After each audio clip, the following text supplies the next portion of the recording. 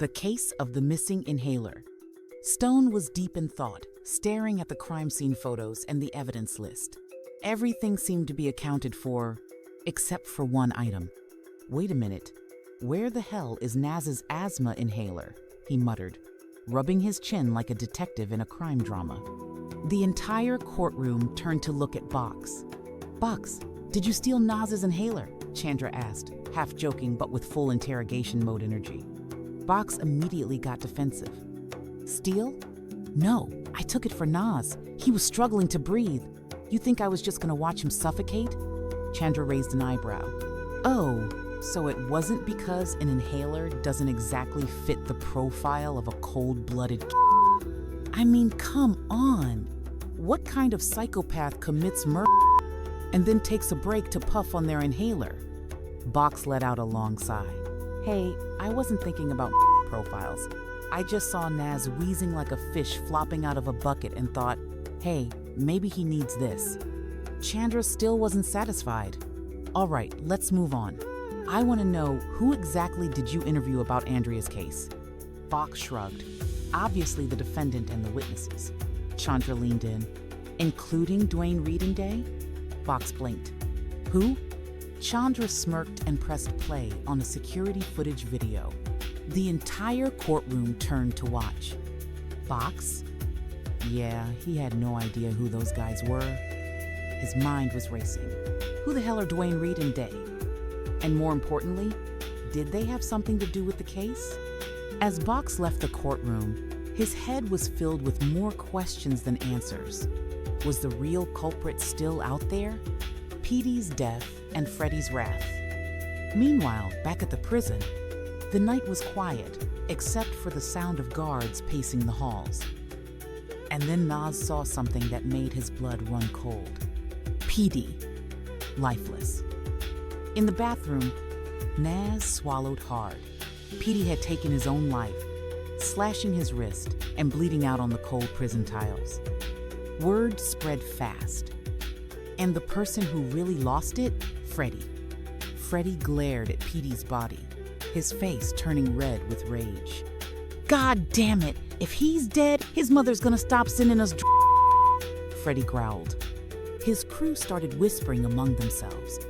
No supply meant no business. No business meant no money. But what pissed Freddy off even more? Why the hell did Petey do this? Freddy had been protecting him. He was under his wing. One of Freddy's guys, who had been quiet this whole time, suddenly shot Naz a sharp look. It wasn't just a look. It was a warning. Keep your mouth shut. Got it? Naz understood loud and clear. But there was something he couldn't keep inside any longer. That night, Freddy called him in for a private talk. I need to know the truth, Freddy said, voice ice cold. Naz hesitated. He knew this was dangerous. But eventually, he spoke. Your friend, he was forcing Petey to do things, bad things, disgusting things. The room went dead silent. Freddy didn't explode in anger. He just sat there, staring, his face unreadable. But his eyes? Dark. I treated Petey like my own little brother, he whispered. That night, Freddy made a decision. His so-called friend? Yeah, he wouldn't be breathing much longer.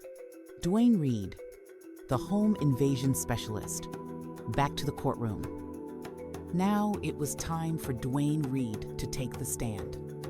And let's just say, the guy had major I break into people's houses for fun energy. Chandra didn't waste a second. Ladies and gentlemen of the jury, let me introduce you to Dwayne. This man has a very impressive track record of breaking into homes. Oh, and not just that, he also has a hobby of attacking homeowners with a knife. The courtroom erupted in whispers. Chandra turned to Dwayne. Care to deny that? Dwayne just grinned. Nah, that's all true. Chandra smirked. Well then, isn't it possible that he is our guy? The jury members started looking at each other, doubt creeping into their faces. This case was getting messier by the second. Day the Undertaker and the mystery cigarette. Next up, Day. Chandra pulled up another security footage video. All right, Day, she said. Tell me what exactly you're doing here. Day glanced at the screen and shrugged. Putting out a cigarette. Chandra squinted. Putting out a cigarette? My guy, you did it in a very aggressive way. Day remained unbothered. Some lady tossed her cigarette near me while I was at the gas station. I told her off and then put it out on her taxi window. The jury cringed. Chandra nodded. All right, fair enough, but let's move on. After you filled up your gas, why were you still hanging around? Day's expression didn't change. I was taking a break. And when the taxi drove off, you left too. Were you following that taxi? Day smirked. Nope, I was just heading home. Chandra raised an eyebrow. To your wife's house? Day shook his head. Nah, my other house. The tension in the room rose. Chandra leaned in. Ah, your other house. So let's get this straight. You don't live with your wife anymore because she's afraid of you? Because you once threatened her with a... Day didn't even flinch. Maybe. Chandra turned to the jury, her expression smug. And one last thing. After you left the gas station, there is zero footage of you anywhere. No CCTV caught you on any roads, including the route leading to your supposed other house. The jury shifted in their seats. Where had he gone? Was Day just a shady guy with bad habits? Or was he hiding something? Because right now, everything was looking real suspicious. Maybe it wasn't Naz. Maybe it was Day. Chandra leaned back in his chair, tapping his pen against the table dramatically. So maybe, just maybe, the isn't Naz. He let the words sink in before pointing straight at the other suspect. Maybe the real is Day. The courtroom erupted into whispers. Things just got messy. Breaking news. Naz's inhaler vanished into thin air. Freddie is on a rampage after learning his buddy tormented Petey. Dwayne Reed loves breaking into houses and attacking people with knives. Day has the world's shadiest alibi, and CCTV footage of him is way too suspicious. Don forced to testify. Zero enthusiasm, can't say no. Stone was out of options.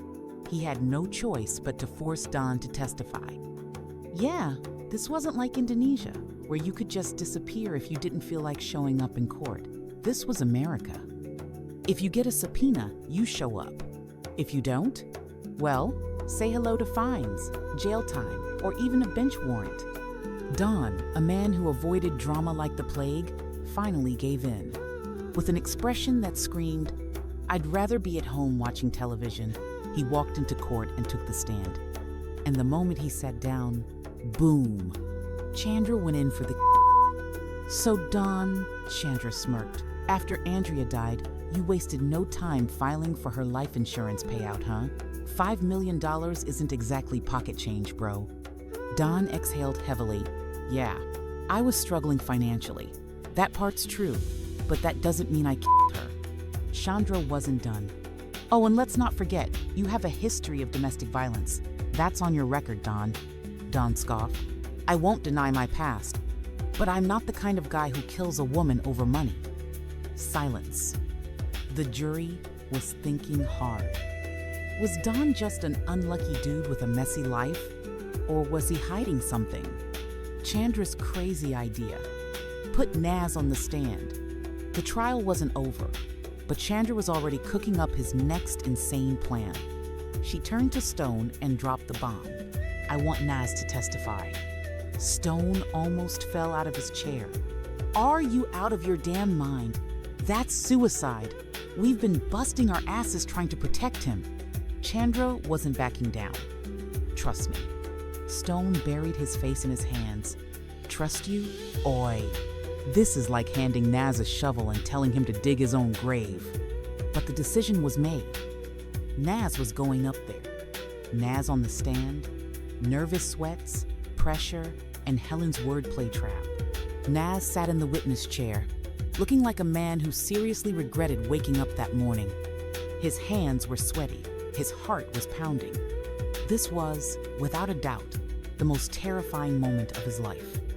Chandra started off easy. Naz, did you love Andrea? Naz straightened up. I liked her. I could never hurt her. I know I messed up by running from the crime scene, but I was scared. Chandra nodded. The jury seemed to be warming up to Naz. But hold on.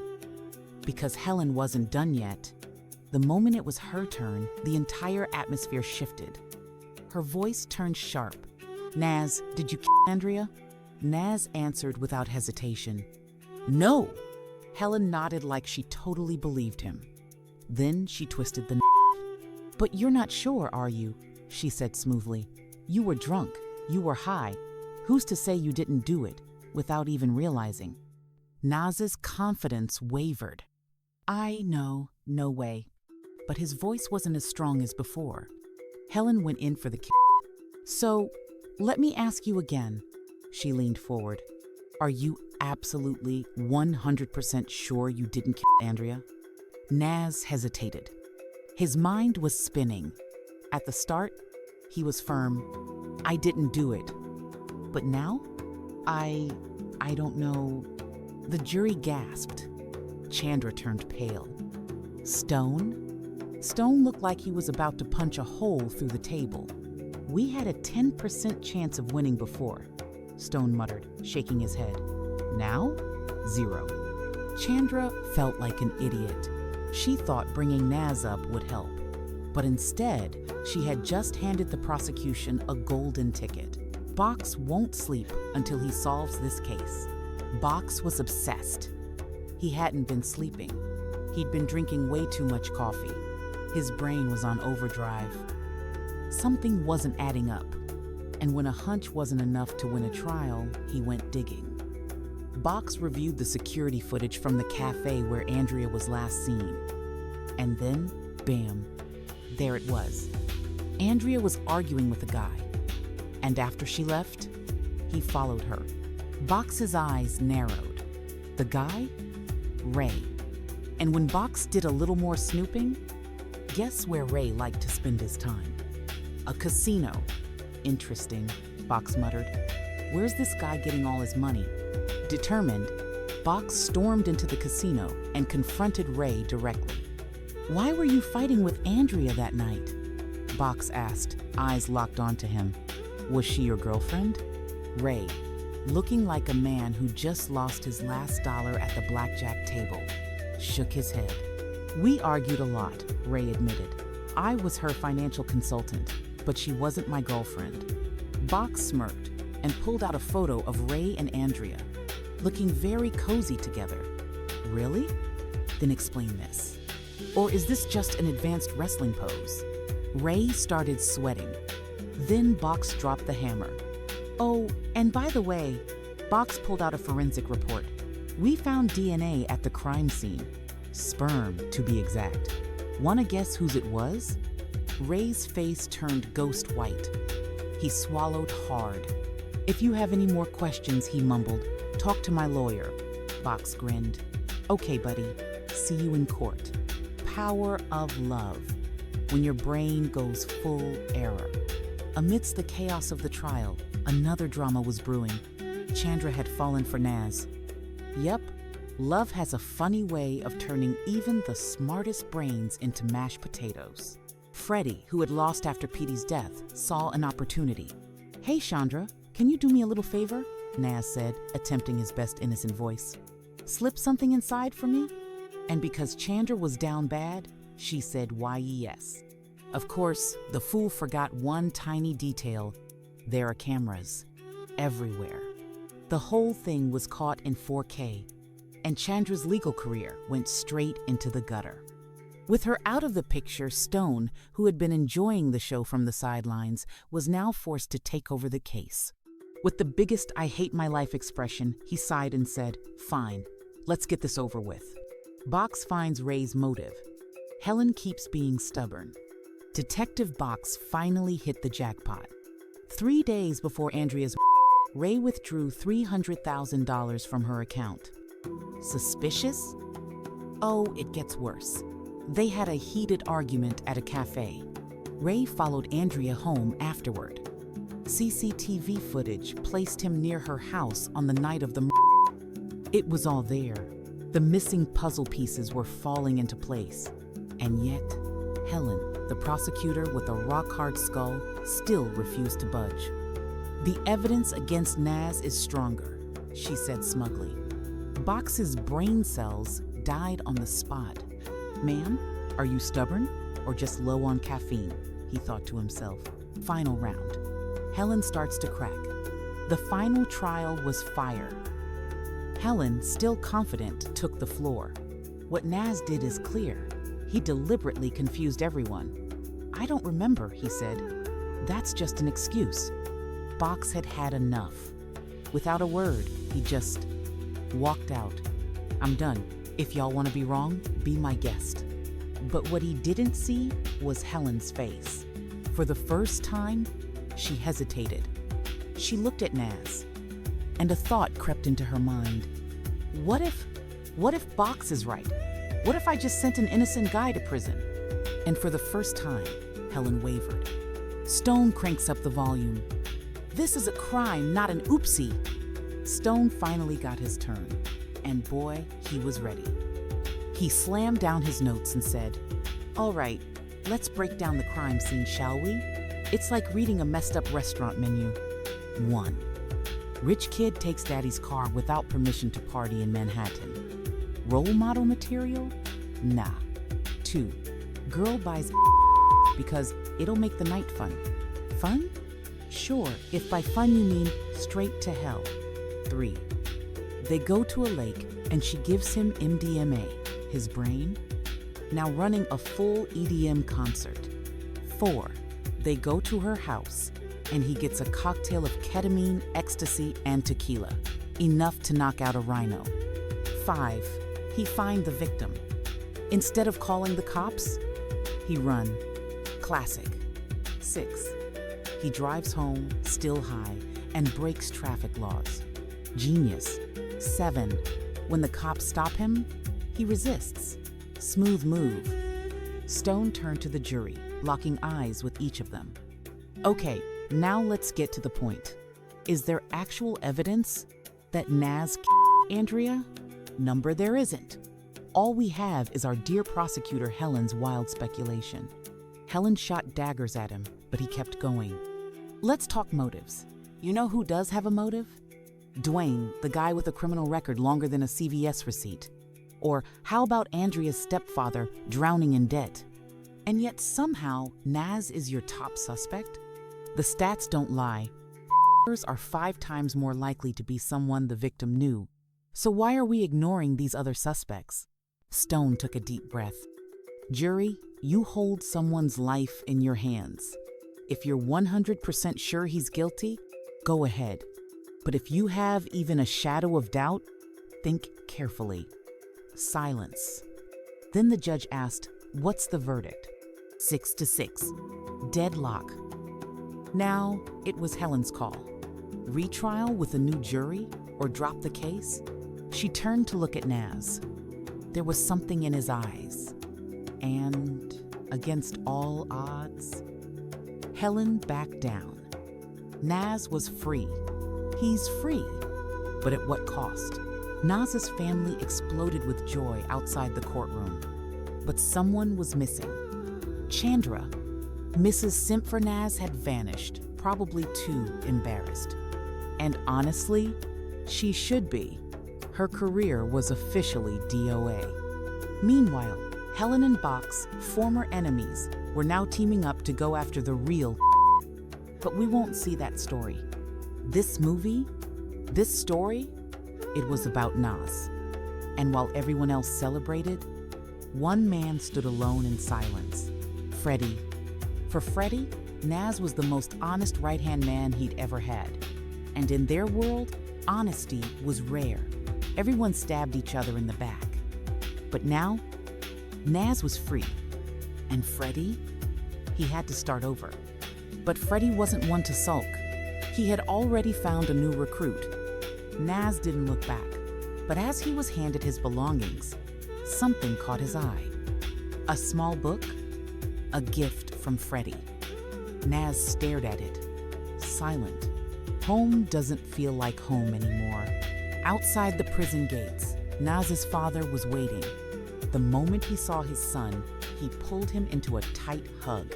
But something felt different. Naz wasn't the same. As he walked through his old neighborhood, he felt the stares. People still saw him as a murderer. The court said he was innocent. But in their eyes, he was still guilty. Stone, sensing his unease, leaned over and whispered, "Look at me. People treat me like I've got leprosy. But guess what? It ain't contagious. And you know what I learned? Screw 'em." Naz chuckled. "Thanks, Stone. You've been a real one." But when he got home, something was missing. The warmth, the laughter, the sense of belonging. His mother still loved him, but their bond, it was cracked. Dinner was silent. His plate full. The food, tasteless. He tried to go back to his community, the mosque where he once felt safe, but the whispers followed him. The fake smiles, the distance. Naz didn't cry. He didn't get angry. He just felt nothing. Then, for the first time, he reached for something he once swore he'd never touch. Because right now, it was the only thing that made him feel whole. Hey, don't just sit there. Before you leave, don't forget to like this video so YouTube doesn't forget we exist. Comment with your theories, reactions, or even just to scream about the ending. Share this with your friends. Misery loves company. Subscribe or risk lying awake at night wondering, why didn't I subscribe sooner? This is Atreides Data Center signing off. Stay safe, stay smart, and for the love of God, don't end up in a case like this.